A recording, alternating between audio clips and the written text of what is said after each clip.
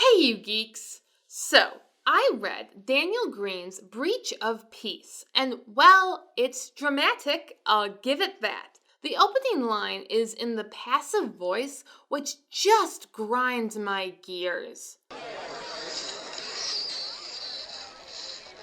Sometimes it felt long-winded, while other things just happened suddenly and without warning or reason. Some of that was Greene trying to make a point, while others were just odd. There were some scenes that I liked, and the concept was cool. There's a good story here, but in execution, meh? This is not to bash Greene in any way. He's a first-time writer who put the work in to make this book, and I wish I liked it more.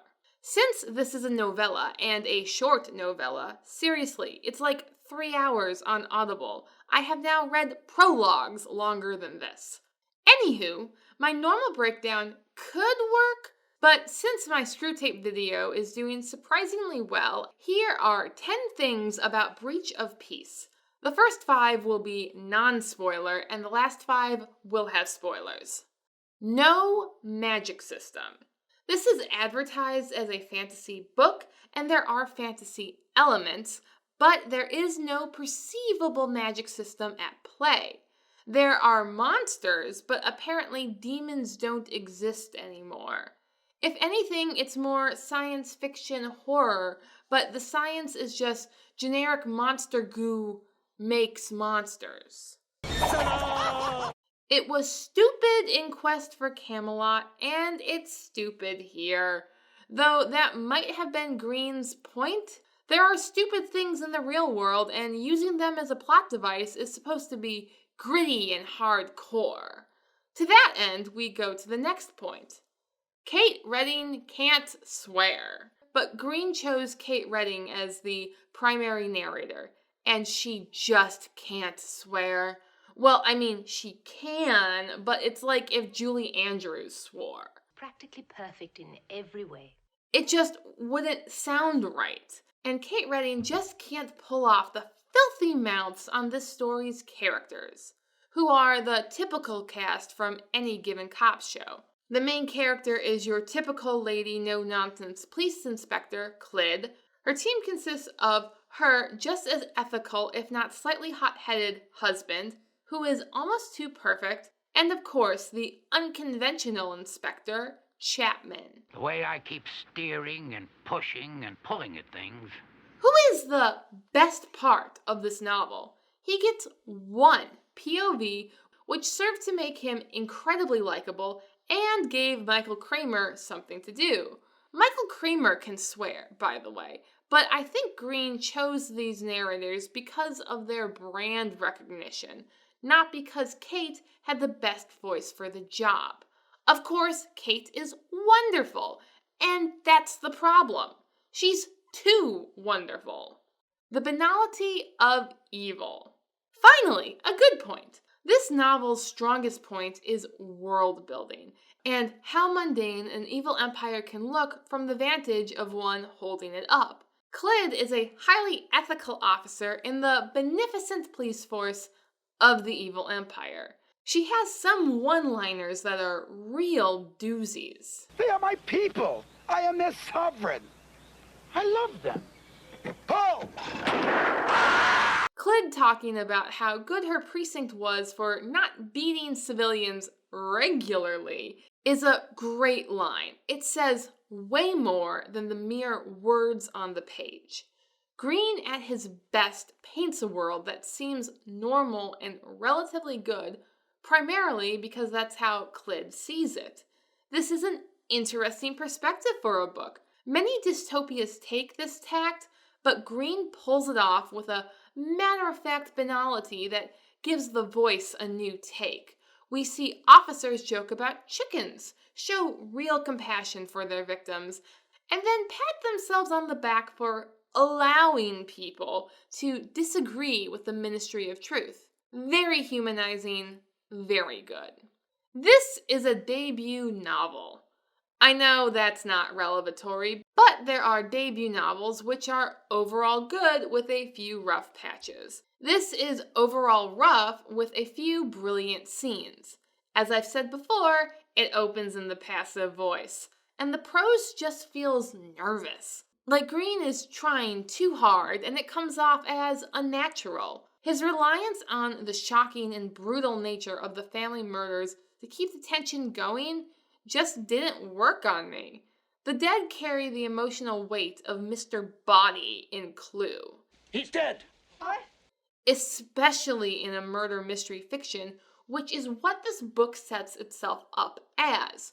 Readers aren't supposed to care about the dead in those works.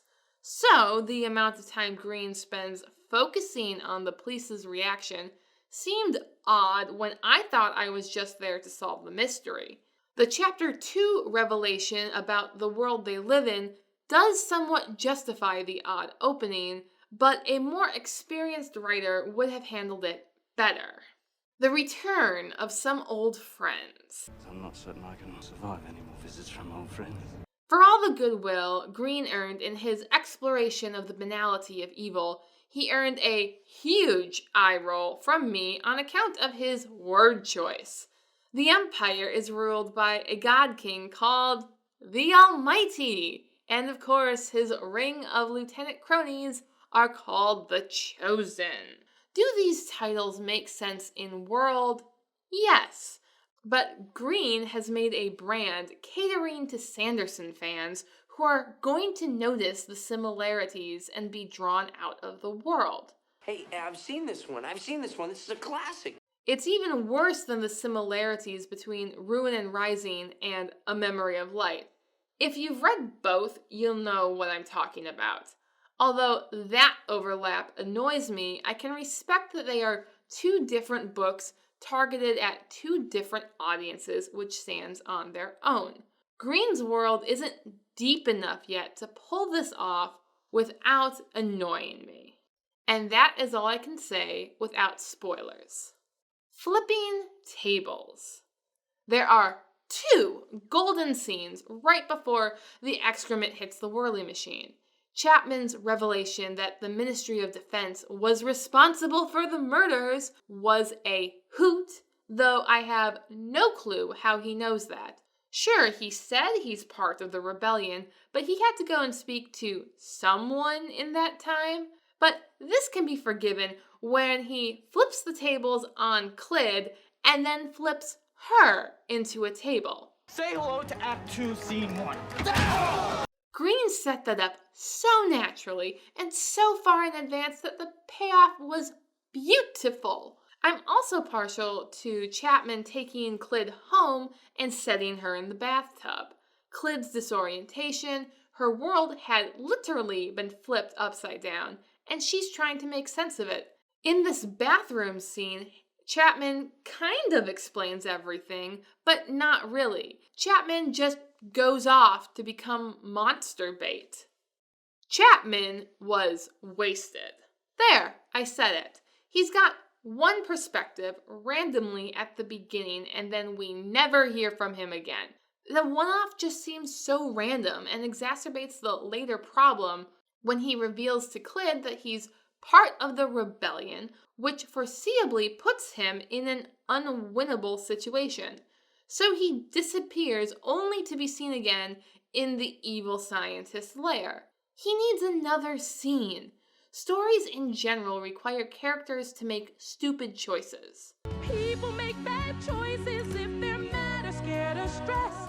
But a good story conveys why the character thought it was a good idea at the time. And good tragedies, this is a tragedy, have to convince us even more utterly that each character was truly fated by their nature to come to a terrible end. Greene did not sell me on the idea that Chapman's tragic downfall was inevitable. Rather, it seemed like he was a victim of plot contrivance. Everyone else actually has a suitably tragic end, so Chapman just sticks out like a sore thumb. Good climax, bad payoff. The final fight scene was very good. The action ebbed and flowed with real tension, setbacks, and triumphs leading up to the utter tragic fall of the 7th Precinct. The flow was so natural. From the moment they opened fire on the warehouse holding the stuff, until the revelation that it was all the will of a chosen who, for unexplained reasons, wants to turn people into monsters. And then she starts monologuing, explaining the murders at the beginning. Despite the torrent of words, which kill the moment, the deaths still don't make sense and was sort of a disappointing solution to the mystery, if you can call it that. Random Expo Dump. After Clyd escapes from the massive shootout and massacre that is this story's climax, she trudges into a brothel. And then we get a massive exposition dump about brothel politics. When you're good to mama, mama's good to you. The info dump does turn out to be important for the resolution, but could Greene have squeezed that expo in earlier than just carry on with the plot after everything goes down the drain? Maybe Chapman could have gotten caught in the brothel. I know it's not very original, but Greene seemed to embrace the tropes early on, only to subvert them by ending every single one of them in a brutal death. Why? Just why? Stories don't need to have morals to be good, but they should have a point. Breach of Peace lies about its point as part of the subtle nature of Greene's world building. It was not about solving the murder investigation, or what happened to Chapman, or even what the Empire was doing in that warehouse. She has no point. She often has no point, sir. It's part of her charm. In the end, the point seems to be that evil empires are brutal, tragic, and pointless. The problem is that Greene ends up with a story that is pointless, brutal, and tragic. Brutal and tragic I can appreciate, but pointless? Meh? We do get a nice epilogue about a person in the Ministry of Truth discovering the cover-up, and he maybe starts to consider actually telling the truth. One thing I will give Greene credit for was having falling action. Beyond that, he has published a novella, which is more than I have done, and he shows promise for being a good writer. But he's just not there yet. Thank you for watching. Please like, share, and subscribe if you would like to see more. Your patronage is greatly appreciated.